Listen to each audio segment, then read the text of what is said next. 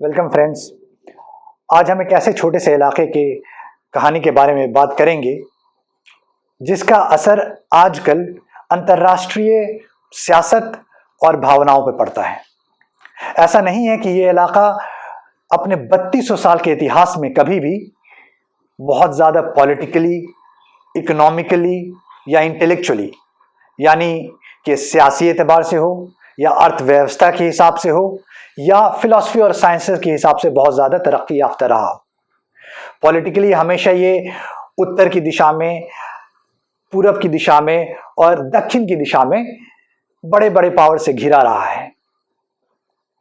Economically copper एक mineral है जो इसे काम आता था और आता रहा है, लेकिन इसके अलावा बहुत ज़्यादा और कुछ नहीं है। और इंटेलेक्चुअली इससे बहुत ज़्यादा डेवलप्ड सिविलाइजेशंस बेबीलोनिया यानी आज के इराक में हुआ करती थी। ग्रीस के बारे में सबको पता ही है, मिस्र में, हिंदुस्तान में, अलग अलग जगहों पे रही हैं। लेकिन ये कहानी है फेथ की, आस्था की, यकीन की और एक कौम के डिटर्मिनेशन की कि जहां इसकी पहली सभ्यताएं आज से 3200 साल पहले लगभग शुरू हुई थी, उस इलाके में अपना एक आज़ाद मुल्क की चाहत लगातार होने की। लेकिन इससे पहले कि हम आगे बढ़ें, हम इस इलाके के मैप को थोड़ा देख लेते हैं, थोड़ा समझ लेते हैं। ये मैप वेस्ट एशिया और उससे लगता हुआ यूरोप और अफ्रीका के इलाकों का है। इस मैप में हमारे इंटरेस्ट का एरिया यानी इजराइल और पैलेस्टाइन लगभग बीच में यहाँ है।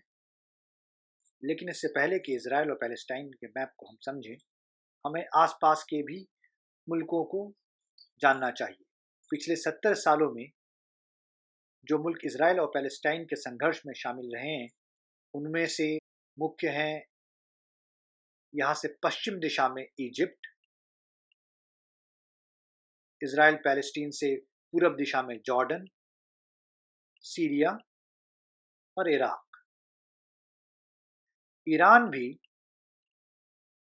हिजबुल्लाह को सपोर्ट दे करके कहीं न कहीं शामिल रहा है इस संघर्ष में। इसके अलावा पिछले 3200 साल के इतिहास में ये इलाका, जिसे आज इजराइल और पैलेस्टाइन के नाम से जानते हैं, वो अलग अलग ताकतों के कंट्रोल में रहा है। इनमें से मुख्य हैं इजिप्ट, इराक में आधारित अलग अलग ताकतें, ईरान, ग्रीस, रोम और उसके बाद इस्लामी ताकतें अलग अलग जगहों पे रही हैं, उन्होंने कंट्रोल किया है। अब चलते हैं इजराइल और पैलेस्टाइन के मैप की तरफ। ये मैप लगभग ओस्लो अकॉर्ड के उसूलों पे आधारित है। इस मैप में जो ऑफ वाइट एरिया आपको दिख रहा है, ये इजराइल है, जबकि ग्रीन में दिखने वाला दो हिस्सा वेस्ट बैंक और ये गाजा, ये पैलेस्टाइन है। इसे वेस्ट बैंक इसलिए कहते हैं क्योंकि ये जॉर्डन नदी के पश्चिम में स्थित है, जबकि गाजा स्ट्रिप को गाजा इसलिए कहते हैं क्योंकि ये एक बहुत पुराने फिलिस्तीनी शहर गाजा के आसपास बसा हुआ है। अगर हम इजराइल की बात करें, जो ऑफ वाइट एरिया में हमें दिख रहा है, तो उसका क्षेत्रफल लगभग 22,000 स्क्वायर किलोमीटर है, जो कि हिंदुस्तान के औसतन 5 से 6 डिस्ट्रिक्ट के बराबर है।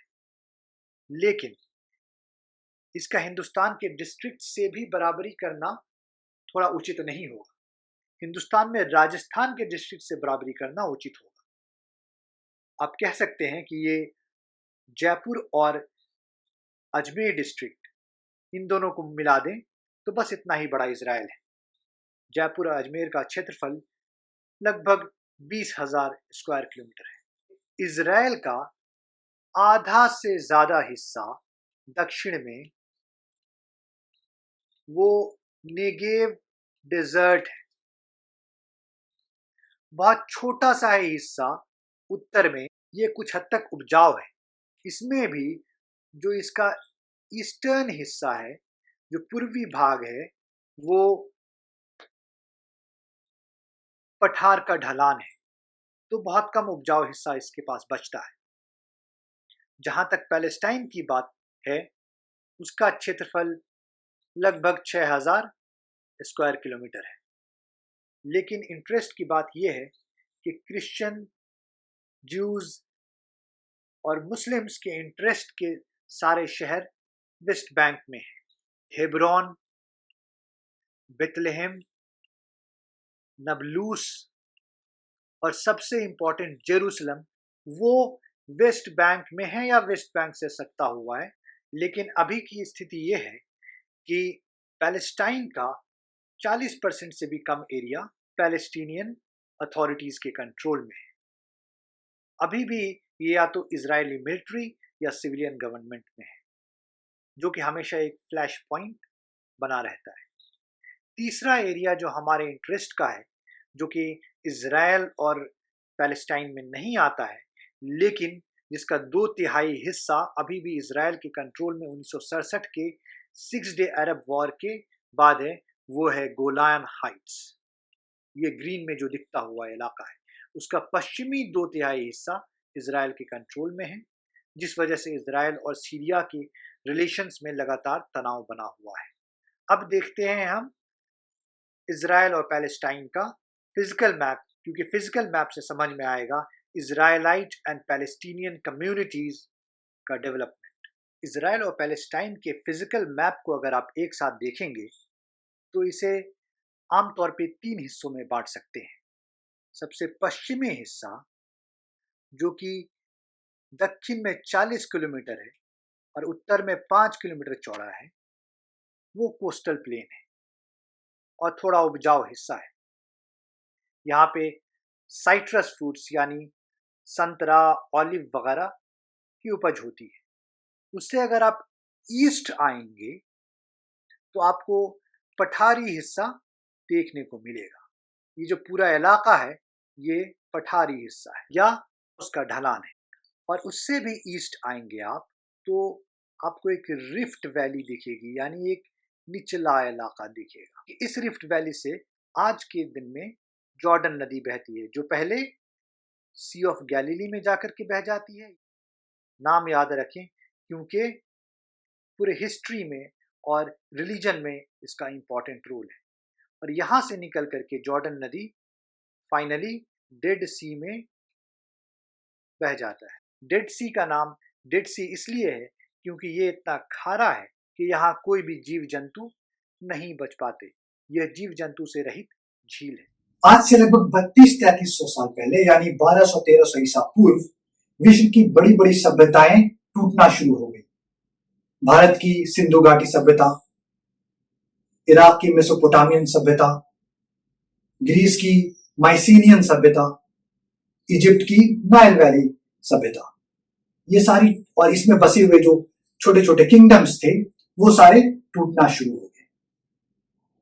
साइंटिस्ट का कहना है कि इस वक्त ग्लोबल लेवल पे जलवायु परिवर्तन हो रहा था। उससे सूखा पड़ा।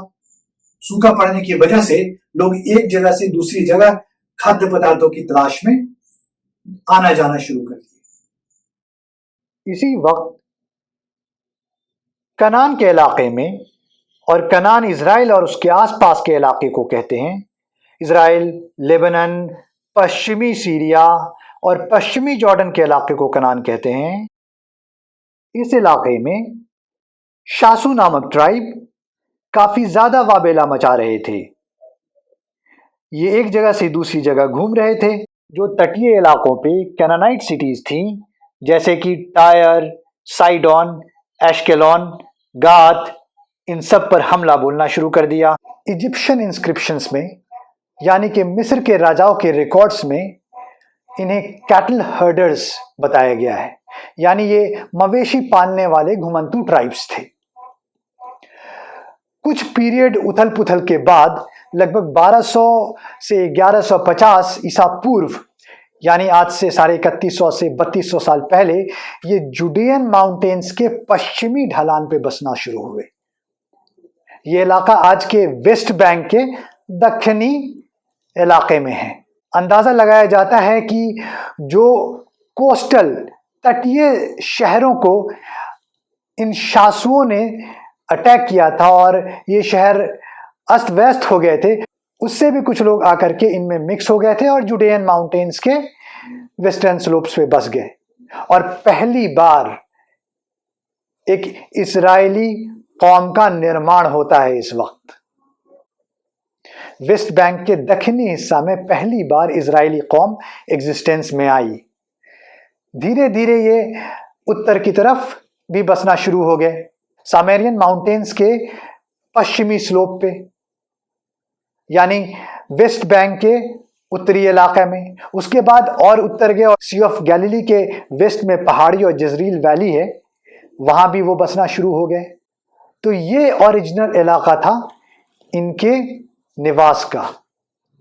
ये शासु तो सिर्फ कनान के इलाके में उथल पुथल कर रहे थे, लेकिन इसी लेट ब्रॉन्ज एज के उथल पुथल में एक बहुत बड़ा ग्रुप था जो कि पूरे भूमध्य सागर यानी मेडिटेरेनियन सी में उथल पुथल मचा रहा था। इसे सी पीपल्स कहते हैं, समुद्री लोग।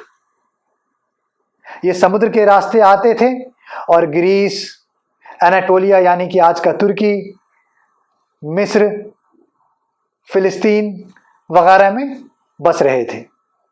ये कहां से आए थे पूरी तरह से किसी को पता नहीं है, लेकिन हिस्टोरियंस का कहना है कि ये ब्लैक सी के इलाके से आए थे, ये यूरोप के ग्रीस के उत्तरी इलाके में जो ट्राइबल एरियाज थे वहां से आए थे, और जो पुराने सिविलाइजेशंस ग्रीस में, तुर्की में और दूसरे जगह डिस्ट्रॉय हुए थे, वहां से भी कुछ लोग आए थे।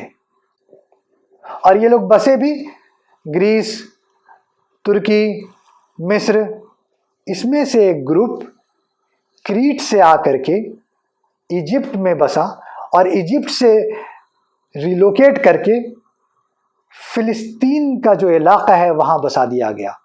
जो कनान के पुराने शहर थे, गाजा, एशकेलॉन, एशडोद, जोप्पा वगैरह में इजिप्शियन राजाओं ने अनुमति दे दी बसने की।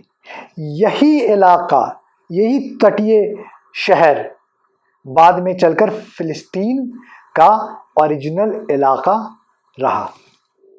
इस कनान के इलाके में जहां जॉर्डन नदी के पश्चिम में इजराइल और तटीय इलाकों में फिलिस्तीनी बसे हुए थे, वहीं इजराइलियों के पूरब में और जॉर्डन नदी के पार उत्तर से दक्षिण की तरफ अराम दमस्कस, एमनाइट्स, मोआबाइट्स वगैरह बसे हुए थे, और इन सब के दक्षिण में ईडमाइट्स बसे हुए थे। लेकिन जो सबसे ज्यादा पावरफुल और डेवलप्ड कनान के लोग थे वो आज के लेबनान के इलाके में बसे हुए थे। टायर, साइडोन, बिब्लोस जैसे काफी तरक्की याफ्ता शहर समुद्री रास्तों से तिजारत करने में महारत हासिल कर रहे थे। ये मिस्री और ग्रीस लोगों से तिजारत इस वक्त तक करना शुरू कर दिए थे। इसराइलियों में धीरे धीरे अपना एक खास रहन सहन, खान पान, परंपराएं डेवलप होना शुरू हो गई थी। इसमें से जो सबसे मेन परंपरा थी वो एक खुदा यहवे की पूजा, पोर्क का मीट खाने से बैन, सरकमसीजन वगैरह डेवलप हुई। लगभग 10 शताब्दी ईसा पूर्व में जेरूसलम में किंग डेविड के बेटे सोलोमन ने एक टेंपल बनाया माउंट जायोन पे, जिसे आज हम लोग टेंपल माउंट या अल हरम अल शरीफ के नाम से जानते हैं। किसी भी शहर के लिए टेंपल का बनाना कोई नई बात नहीं थी। इससे 2000 साल पहले से इस इलाके की जो सबसे ज्यादा तरक्की याफ्ता सिविलाइजेशन थी, मेसोपोटामियन सिविलाइजेशन, इसमें जो अलग अलग शहर डेवलप हुए थे और जो अपने आप में मुल्क थे, उनका सियासी और धार्मिक दोनों सेंटर टेंपल हुआ करता था, जहां से काउंसिल ऑफ एल्डर्स यानी कुछ बुजुर्ग लोग मिल करके शहर के लिए कानून बनाया करते थे। उसको इम्प्लीमेंट करते थे, और अगर जो झगड़े होते थे तो उसको वहां से सॉल्व भी करते थे। यहां तक कि शहरों के बीच होड़ होती थी कि कौन सा शहर कितना ऊंचा टेंपल बनाता है। मेसोपोटामियन टेंपल्स को जिगुरात कहते थे, यानी एक ऊंचा इलाका। ये एक सीढ़ी नुमा ऊंचा स्ट्रक्चर होता था। अगर कोई शहर वाले ज्यादा ऊंचा जिगुरात बना लेते थे तो दूसरे शहर वाले कहते थे कि ये आस्था के लिए नहीं बनाया गया है, ये तो इंसान अपनी बड़ाई के लिए बनाया है। यहां तक कि जब हम्मुराबी ने 18वीं शताब्दी ईसा पूर्व में टावर ऑफ बेबल काफी ऊंचा बनाया तो कुछ लोगों का इल्जाम यह था कि यह सीढ़ी खुदा तक पहुंचकर उस पर ही हमला बोलने के लिए बनाया गया है। खैर, जो भी हो, शहरों में टेंपल का होना सियासी और धार्मिक केंद्र की तरह वो एक आम बात थी। हिस्टोरियंस का मानना है कि सोलोमन का जो ये किंगडम था वो जो दूसरे लोकल किंगडम्स थे, मोआब, एमन वगैरह, उससे बड़ा नहीं था। हालांकि 100 साल बाद 9वीं शताब्दी ईसा पूर्व में जो उत्तरी इलाका था इसराइलियों का, जिसमें सामरिया और गैलीली का इलाका था, उसमें एक किंगडम ऑफ इसराइल बनता है। यह किंगडम आसपास के दूसरे किंगडम यानी किंगडम ऑफ अराम दमस्कस, आमन और कुछ हद तक मोआब के भी कुछ इलाकों को कैप्चर करता है। लेकिन जब 830 ईसा पूर्व दशक में अराम दमस्कस के राजा ने इनका उत्तरी जरखेज इलाकों को कैप्चर किया तो यह किंगडम कमजोर हो गया और धीरे धीरे खत्म हो गया। लेकिन इसके कॉस्ट पे दक्षिणी इलाका, जिसका कैपिटल जेरूसलम हुआ करता था, वो डेवलप और बड़ा होना शुरू हो गया। ये जो नया किंगडम था उसको एसीरियंस की मदद और प्रोटेक्शन हासिल थी। एसीरियन पहले लेट कॉपर एज के कोलैप्स के पहले काफी पावरफुल किंगडम हुआ करता था, लेकिन उसके बाद कमजोर हुआ और वापस उभरना शुरू हो गया था। यह कहानी लगभग 600 ईसा पूर्व तक चलती है, जब बेबीलोन फिर से उभरा। न्यू बेबीलोनियन किंगडम में नए किंग नेबुकदनेस्सर ने लगभग पूरे कनान को कैप्चर कर लिया, यहां तक कि जेरूसलम को भी 597-98 ईसा पूर्व में कैप्चर कर लिया था। इसी के साथ पेगन फिलिस्तीन्स, जो लगभग 100 किलोमीटर के इलाके में कोस्टल एरियाज में पिछले 600-700 साल से आराम से अपने शहरों और बस्तियों में रहते आ रहे थे, वो भी बेबीलोनिया के कब्जे में आ गए।